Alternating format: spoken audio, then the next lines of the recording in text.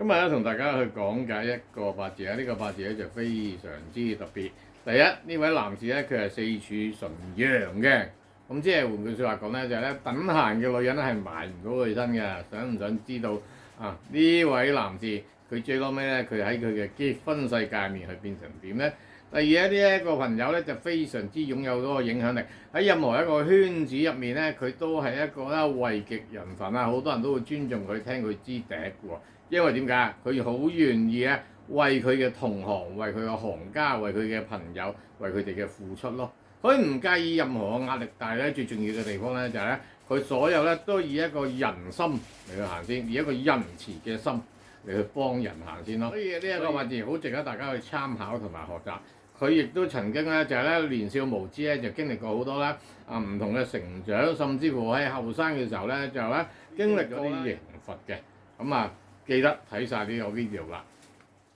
因為過後咧係第一次咧入嚟咧睇呢個Ken Sir 介睇八字個咧，就邀請你記得就訂閱咗啦我呢個 channel 啦。過往我拍咗咧就好多啦，無論係學術啊定例子嘅影片咧，都去喺度咧就示範俾大家睇咧。就係 Ken Sir 睇八字咧，就第一唔使捉用神，第二我基本上咧唔講大運我都可以輪到你嘅嚟緊嘅際遇。第三咧基本上咧就係你見我講幾百條片都好啦，200幾條片入面啦，加埋我自己嘅例子啊，入面咧你見我就好少提及到咧就七殺食人相關嘅喎，或者同埋好少提及到咧點去捉用神喎。並不是唔需要捉用神，最重要嘅地方就係你搞清楚一樣嘢，用神係攞嚟點樣用先。如果你又唔知道點樣用，淨係盲目揦住掛住個名咧，就呢個八字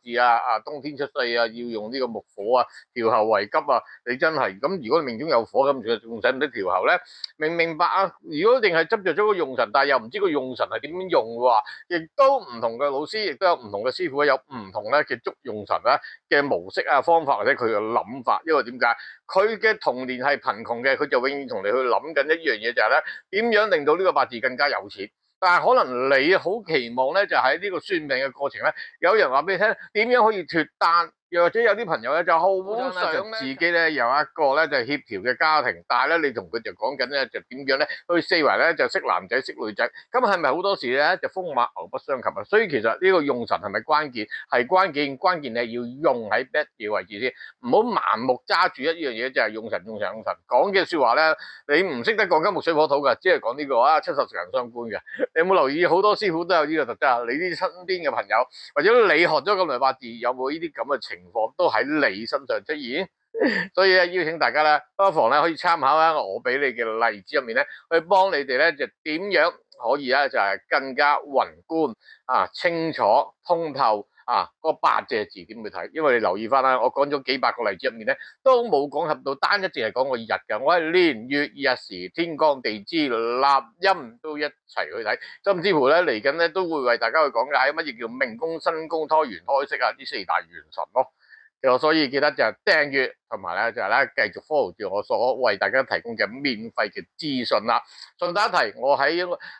下面擺咗一個連結，因為我開喺 WhatsApp 咧就開咗個群組咧，從一班朋友咧志同道合，大家想咧研究八字、分享自己嘅知識嘅群組。如果你好想學到更加多嘅話，你可以參與咧喺入面咧呢一個群組，我亦都會定期咧就有一啲唔同嘅例子同大家交流唔同嘅意見咯。不過講明先淨係講八字講其他內容嘅唔好意思啦。如果甚至乎咧有違反咧個人道德同操守嘅話咧喺度賣告白講你嘅地產樓房營養食品保險嘅話咧，Ken Sir就會一律咧唔需要經理同意，我就會將你踢走啦。今日咧同大家去講解嘅八字咧就係呢一個啦，庚戌年啦，就丙戌月啦，就甲戌日啦，就壬申時。一開呢一個八字，庚戌庚金坐下戌土，有陣時咧佢行出嚟咧個樣咧，俾人哋感覺到係欠缺嗰個自信心，因為庚金見戌土咧就為之叫做下曜，所以換句説話講，佢比較係一個唔中意出聲啦，再加埋一個八字土多人咧，中意好多嘢咧就收收埋埋唔中意咁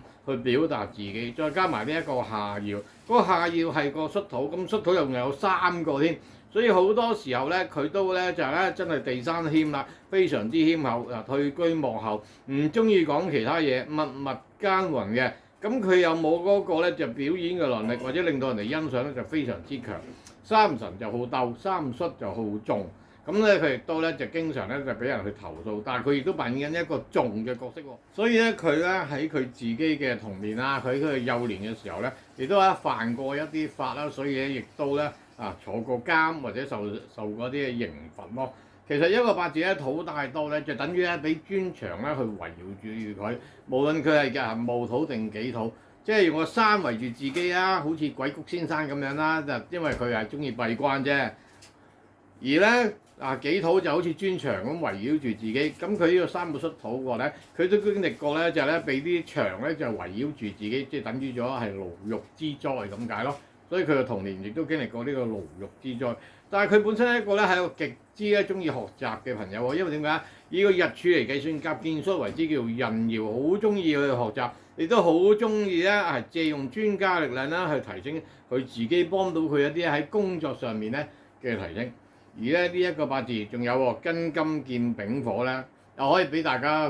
都可以抄低埋呢一個叫做啦口訣㗎。逢庚金見丙火人啦，係極度奄尖甚至乎係會乜嘢因為唔啱自己嘅心水咧，就自己開拓而重新咧去創造一啲結果，重新咧創造一啲地方情景或者係一啲叫做包圍住自己嗰個傳承嘅力量或者嗰種造就性咯。所以咧丙見庚嘅人咧，簡單啲咁講，入到格嘅話咧，佢就係一個好強嘅創造性，亦都好有啦，就係嗰種咧就洞悉力，但係略為咧就唔係個個人適應到嘅，因為佢會比較奄尖咯，明白嗎？咁而咧呢一個八字，你會見到天干咧庚、丙、甲、壬同甲就變成咗一個亥水，所以呢個八字其實等同咗有一個天門，呢個天門就係戌乾亥咯。咁戌乾亥開到天門，又有金透嘅話，所以佢對呢個世界係好有影響力，亦都好直覺自己應該做啲乜嘢嚟去幫貢獻呢個世界。三個戌就會邀請咗佢嘅合神，三個戌就邀請咗咧佢嘅合神就係個卯字，個卯字咧就係咧戌土丙火嘅兆星，咁即係咧佢入面咧呢個卯係屬木，代表仁慈，代表咗愛心，佢係一個極之強嘅愛心，但係呢個卯喺成個八字面係冇出現過噶嘛，咁即係咧佢好多時咧呢啲仁慈愛心係背後做好多慈善活動，造就好多人，造就好多唔同啦上一代或者下一代尊師，亦都重道，亦都栽培後人。佢呢一份愛心咧，係一個咧無限大，甚至乎係冇框架，因為兆星亦都係個冇框架嘅特質咯。呢個八字非常之大影響力。但係影響到乜嘢記唔記得 Ken Sir 咧曾經有講過咧，逢係八字見到有包局庚金為頭，地支個時辰為申就藏庚金，咁頭尾係咪都係一個包局？呢個包局你可以話佢係一個好鬼自我陶醉嘅，但係你要記住佢呢份自我陶醉咧，亦都等同咗咧就貢獻呢個世界，影響緊咧好大群嘅人。庚金生住個壬水，八大關係入面嘅生就係為之叫做遷就，佢亦都非常之遷就佢嘅同事。簡單啲咁講，亦都非常之中意咧就造就佢嘅同事，為咗佢嘅同事有飯開，為咗佢嘅同事可以有工作嘅話，佢寧願自己有時犧牲都要造就身邊嘅所有同佢同行嘅同事，亦都為咗佢個行業嚟去建造咯。所以一個咧係非常之有愛心，但係愛得嚟就唔係爭功，唔係沽名釣譽，係落手落腳去造就別人咯。所以呢一個八字非常之有呢份愛心，亦都愛到係冇人知，甚至有啲長輩有心臟病唔同嘅病，佢出埋錢出埋力揾埋醫生，出埋人面去造就佢哋，去醫佢哋咯。呢一個八字你會見到甲戌，佢嘅妻子就係個戌呢一個位置。佢見到三個戌，咁你可能會話，咁佢咪好鬼多老婆？係佢真係可以，佢要女人，佢係有好多女人㗎。但係最重要嘅地方咧，就係咧，佢本身咧就因為係一個純陽嘅八字，純陽咧就陰難全所以咧換句説話講，女人佢唔係冇，亦都可以咁講，佢暗地裏係好多桃花。三個戌係邀請咗咩啊？三個戌咪邀請咗個卯嘛，個卯咪就佢個桃花星咯。所以佢係好鬼多桃花㗎，好多人咧就中意佢嘅。但係咧好奈何咧，就係呢一個桃花只係暗藏咯。所以咧到今時今日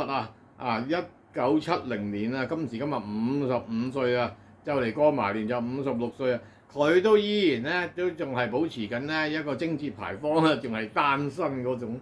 情況咯。呢個八字你哋會學到啲乜嘢咧？你哋可能係估緊某一位唔同嘅名人，咁你估係邊一位咧？可以留言話俾我知，因為 Ken Sir 都係尊重生命，亦都係尊重翻呢個事主對我嘅信任，所以我只係講個八字嘅分享呢啲學理俾大家去認知啫。又或者你對呢個八字有啲乜嘢嘅睇法，可以喺下面嘅留言都同我分享下，或者去講下你嘅睇法都得嘅喎，可以嘛？其他朋友，世界各地嘅朋友，如果你想跟 Ken Sir 咧學習咧，我呢套盤古靈數點樣睇八字咁簡單、咁精準、咁容易查表都可以話睇到咁多資訊嘅話，你可以透過片尾咧聯絡翻咧參與我嘅網課，係國際級，任何咧地方嘅人你上到網啦，識聽廣東話講明啊，我係廣東話教授㗎。可能你哋睇 YouTube 嘅時候咧就會見到個字幕，但係唔係我配落去㗎，明白嗎？咁咧你就可以咧，你識聽廣東話咧就可以學習到㗎啦。咁咧其他朋友有啲朋友如果咧就識聽廣東話，亦都可以用廣東話同我溝通嘅，可以約 Ken Sir 咧為你做個批命，了解到自己嘅將來咧，你個生命藍圖點樣為自己咧揾到更加多嘅價值去俾自己啊！片尾有 Ken Sir 嘅聯絡方法啦，下個 video 再見大家，拜拜。